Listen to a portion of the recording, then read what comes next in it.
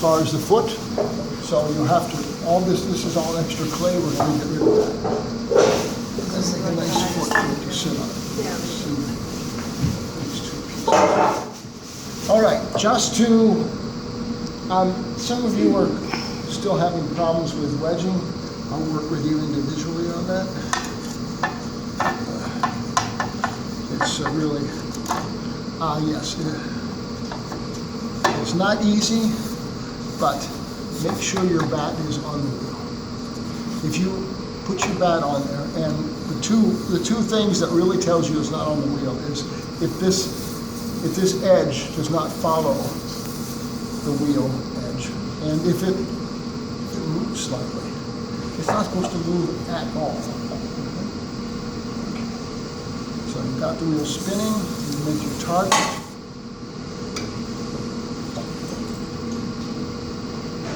You have your nice little 2-pound gumdrop. Right? Just the smallest amount of water, make it sticky, put it on there, push it down, seal it. Okay, I said this before, I'll say it again. When you come to the wheel, you want to make sure you have a sponge. Look at the sponge, natural sponge. You want to have a rib, you want to have a pin tool, you want to have a wire, which I left behind. Is the wire over there? I got it. Oh, okay. Yeah, that's that one. Right there. I always leave a wire on the wedging table, and so do you. Have your wire ready. Got your bag, spin the wheel. So when you come to the wheel, make sure your bucket is at least half full of water. Because in order to do the techniques that I'm teaching you, you have to be able to put your hand in, have it totally coated with water in one moment, in one movement, put it on the piece, go back in, and do it again. Now you're ready to do the technique. Wet your heel, wet your hands, wet the piece, wet your hands, do the technique. You have about 6 or 7 seconds. The first movement is always heel, fingertips heel.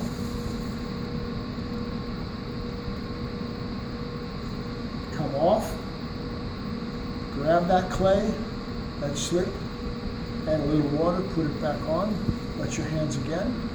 If you have this nice little tall comb, you're ready to do this part. Heel, fingertips heel.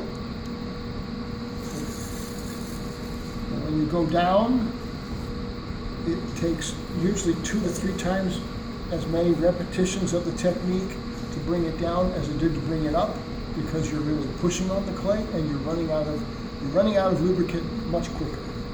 But you still have no more than 1,000, 2,000, 3,000, 4,000, 5,000. 6,000, it's starting to get sticky. At this point, beginning potters, when it starts to get sticky and it's still not on, they get frustrated and they start applying more pressure. That's not what you want to do. You get down, once you're after 6 seconds, whatever you've got, ease off. If you stay on, you'll just wear yourself out and make things worse. Okay? Go back up again. We'll get used to this rhythm. Up and down. And remember, when you are going up, whatever your dominant hand is, whether you're right-handed or left-handed, the dominant hand, in my case the right hand, the fingertips of the right hand are crucial. If you don't use those fingertips, the technique does not work. So I'm going to go here. You can see here is the technique with just one hand. If you look here, the pressure point is here, and the pressure point is here. You look in here, it's hard. The piece hardly touches my hand.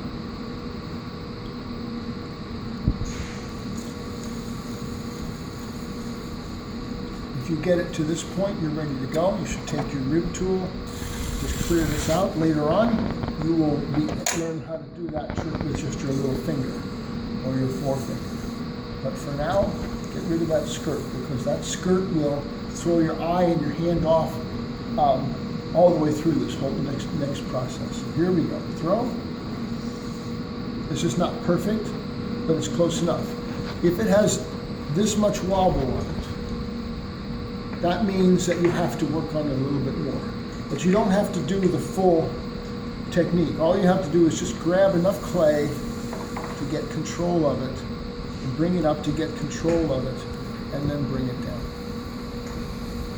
But whenever your piece is slightly off, you should always work on a way of bringing it up a little bit and bringing it down, rather than just pushing on it and pushing on it and trying to get it on center. It just wear you out, and it's not really an effective technique. Okay, so here we're close enough. We're gonna just open it up. When you open it up, your thumbs are like this, not like this. Don't let the knuckles come together. The knuckles come together and you go straight in. Professionals can get away with this, but you will not be able to get away with this. And what will happen is that the center will start going off. And once that center goes off, then the whole wall is off, right? Those of you who have already tried throwing, you've brought the wall up and you notice that one side is higher than the other. One side is thinner than the other. That's almost always from the centering, from the opening. You didn't get the opening centered. You got the outside centered, you didn't get the opening centered. Or you didn't get either of them centered. In order for the wall to stretch out evenly. Show the thumbs again. Huh? Show the thumbs again, please. Like this? Yep. It's like that. It's thumbnail over thumbnail. Thumbnail over thumbnail. Either you're making a V or you're making a bell. But it's not thumb over thumb. That'll work, but the main thing, you can put one over the other, but the main thing is that you want an opening that is wider on top and narrower in the center, not one that goes straight in. Later on, when you're a pro, you'll be able to take one finger, bang, go right in there, grab that thing, bring it right out, no problem. But for you, if you want the fail-safe technique of getting that opening on center, use this bell-shaped curve. All right, so we're almost there.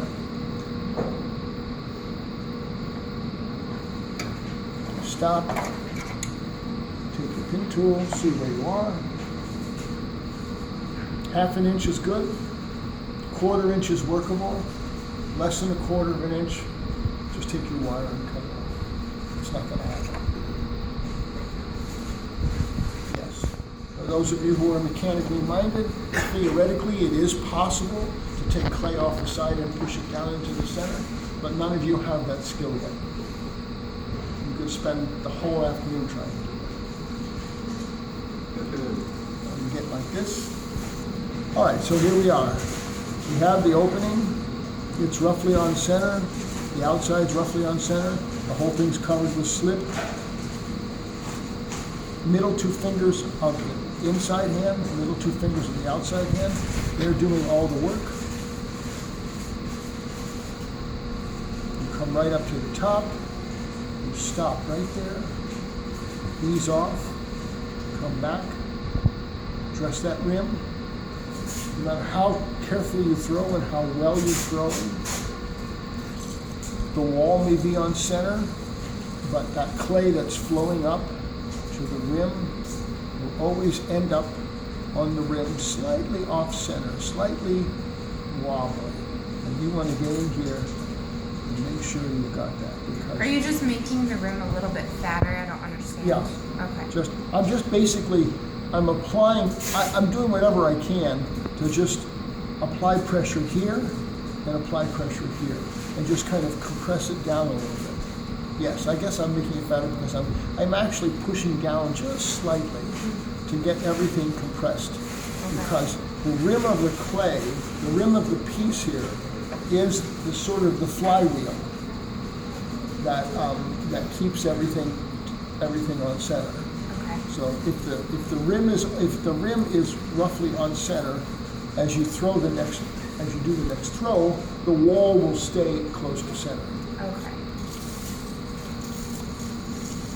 So my theory of throwing bowls is that however wide your base is, the bottom of the form is flat, right? However wide your base is, the inside, above that base area, is always curved. Always curved. If you go flat, if you go straight out, you end up with a corner that you can't negotiate. You can't, if you go straight out and thin that wall out, you can't actually get a curve anymore, right? It drops. So you've got to leave some clay behind. So we're not, I think this is particularly a problem with Americans and Northern Europeans, that they try and be efficient. Want to use all the material. So they get over there and they try and flatten out that curve. So we just get in here. This is always curved, and then when you get to the side and you're thinning out the wall, that's always straight. As long as you're thinning the wall out, you have to keep it straight. Once you've decided that, okay, everything is thinned out the way I want, then you make the shape. You're saying at the bottom it's a little bit curved? Always, yes. So when you're pulling the wall up, you're curving it slightly at the first half, and Yes. you're going straight at the Yes, second half. exactly. Yeah, so I'm coming But that's from the before center. you're shaping. So the bottom is like here's the center. It's curved, it's very just like in the beginning it's a high curve, and the more I throw the piece, the flatter the curve gets. But it never becomes flat. Now, And that's the hardest thing for everybody to avoid doing. Yeah. You wanna Because try to- for a lot of you, when you're throwing, you don't really know which direction your fingertips are going because you're not used to using your fingers in this way, in this kind of precision way. My guess is that the only people who are really, I've never had one in here, but I would love to have a massage therapist and try and teach them how to throw. My guess is that they would get it right away because they just work with their fingertips all the time. They're feeling the muscles and the sinews and everything. You have to make this curved, and then right here, we're off the base, we flatten that out. You cannot pull the wall taller once it starts to curve. If there's a curve here, and I'm trying to thin out the top half of this right here, this curve here, the diagonal stresses on the wall makes that curve start to pop out on you. You might have had experience with that. Okay, so this piece is pretty much done, except that it's not a bowl yet. And the other thing I'd like to say is that you folks, when you're learning how to throw bowls like this, you have to take and remember that you're looking at this form from the worst possible perspective in order to easily assess what that curve is. Because this is all neutral color. We have fluorescent lights, it's not directional. There's no shadow lines, and you have to really, and you're also looking at it from the top. So from the top, this looks like a bowl. You look at it from the side, no, it's a funnel, it's a canning funnel. So this is the last thing. You slow the wheel down, come in here boldly go where no man has gone before. Put that out there. So now what you're doing is dropping the wall into a curve. And remember, you can only do this so many times.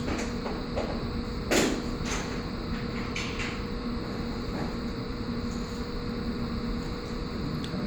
Drop that wall into the curve, get it as close as possible. And then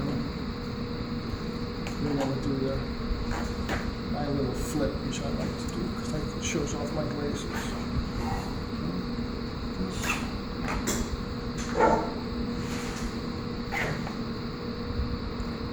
Now, if you look carefully at this piece, and then you stop, and you stop.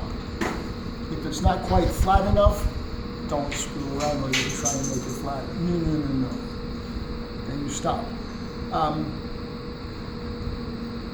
If you were watching this piece as I was doing the final little bit of throwing, if you had close eyes, you can see it's not perfectly on center. It was moving around a little bit, but it was close enough.